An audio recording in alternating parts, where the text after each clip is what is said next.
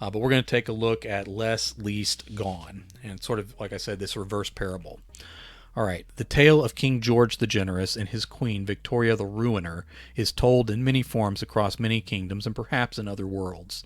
The actual detail of George's fall are much more sinister than people know. King George was a new king. Oh, thanks. No problem. Anytime you want to ask a question, and anyone else have an idea you want to throw into the chat too, any advice you guys have, please do so. I like stealing from other authors when you have good ideas. George was a new king, taking over from his elder father, who ruled hard but well for many, many decades. At the time George ascended the throne, few people remembered anyone other than his father as king. George held hearings with the people, guilds, and nobles to air their concerns about the kingdom. With the advice of his father's wise men, he changed very little in those first years. His queen was beloved, partly because Victoria was quite beautiful by the standards of the time, partly she showed what looked like real concern on her face when peasants and commoners were allowed to complain. The former king's advisors thought that was marvelous. Faking real concern was an art most royals could never master. She would be a great asset. She would be quite an asset to George's reign. By the time they realized that her empathy was sincere, it was too late. She was also skilled at smelling out guile and dishonesty. She informed the king of their ill intent before they could silence her. They were cast out, imprisoned, or worse. Soon, only she had his ear, and the rest of the kingdom had her ear and her heart. Victoria reminded George of his meeting with the farmers. She said they suffered under his father's taxes and could not profit from all their labor. George forgave the back taxes and lowered the yearly tribute to a fraction of their average production. The farms profited, farmers bought more land, hired more laborers, and produced more food for the kingdom. They even started trading excess crops on their own. In the end, this raised the income of the royal treasury rather than lowering it. Still, it was the principle of the thing. Those who appreciated the strength and tradition of the old ways did not like these changes. The queen next set about reforming the justice system. Judges appointed for their family reputations were removed, and other judges were appointed based on their wisdom and mercy. By the time she was finished, nobles who sought the aid of the courts did not know in advance how their cases would be decided, no matter how much money or power they had. This set the lives of the upper class into chaos.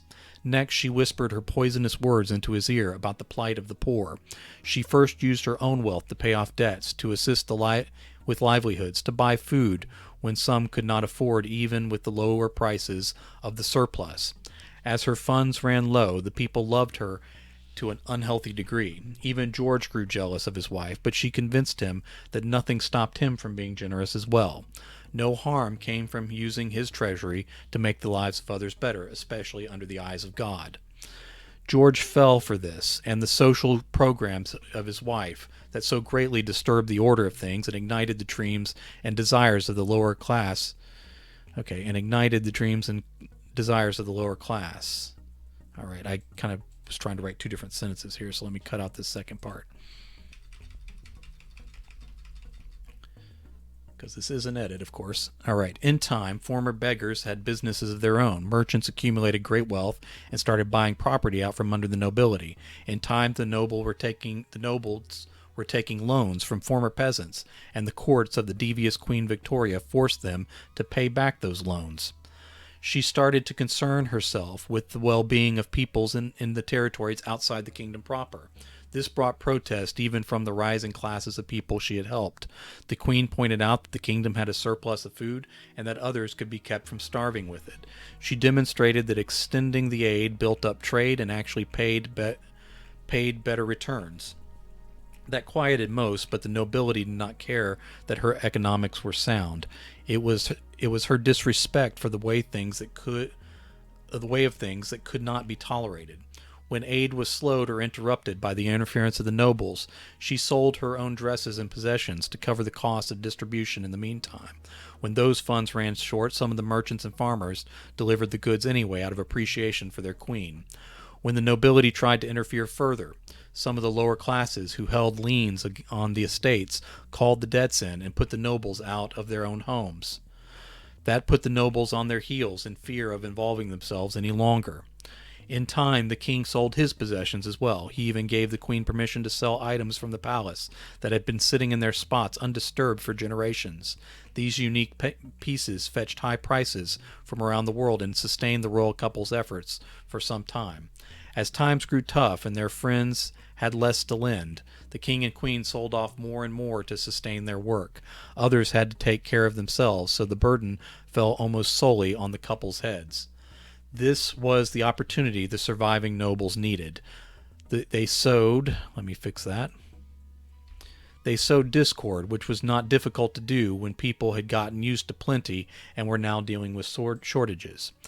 It nearly grew into a civil war that George probably could have won if he took on the strategy of his father. The military was on his side. However, Victoria suggested that being king and queen was not as important. As much of what they did was not as important as was, I'm getting fancy with my words and now I'm having to fix things, as was the other things they did with their funds. Okay. I was trying to get high language going and I just made a mess of a sentence there. All right. They negotiated a truce and were granted generous land and a stipend for passing the crown to another family better loved by the nobility. The couple moved out of the city and to their country estate as the new royal family took power. They did much of the work on the estate themselves, but many were willing to help for Victoria's generous wages. The new king tried to return to the old ways, but found that turning the wheel of society backward was harder than he and his supporters anticipated. When the nobility tried to turn on him, he turned to the people to get them on his side. George and Victoria were largely forgotten in these new conflicts in politics. Victoria suggested the cost of maintaining the estate was more than they needed. They sold off the land and lived in a smaller cottage. As the new king died, his young son took over, and George's stipend was ended. Victoria assured him that they would be fine. In time, they found themselves working for merchants in a town on the farthest border of the kingdom they used to rule. Again, Victoria assured George they would be fine. They earned enough to eat and live, and whatever extra they had, Victoria convinced George they could help others in need and would still be fine. In time, they moved to an even smaller hut outside the town. As times grew lean again under the harsh rule of the young king, George and Victoria found less and less work. They had to hunt and fish for food. Sometimes they went hungry, but Victoria assured George they would be fine.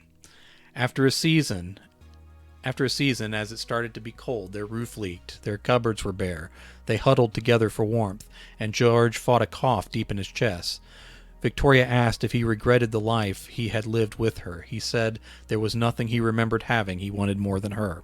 As they prepared to face a harsh winter, faces they had not seen in years started to show up at the uneven door to their hut.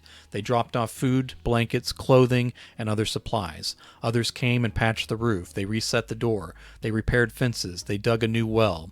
Others brought medicine and nursed George back to health. As Victoria looked for a way to thank them or to pay them back, they refused. Each of them to a person simply bowed to pay their respect to their king and queen. In this way, George the Generous found himself the victim of Victoria the Ruiner.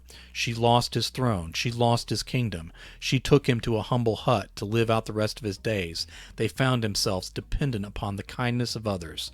Unfortunately for George, they lived a very long time there together to remember all he used to have and all he gave up for her.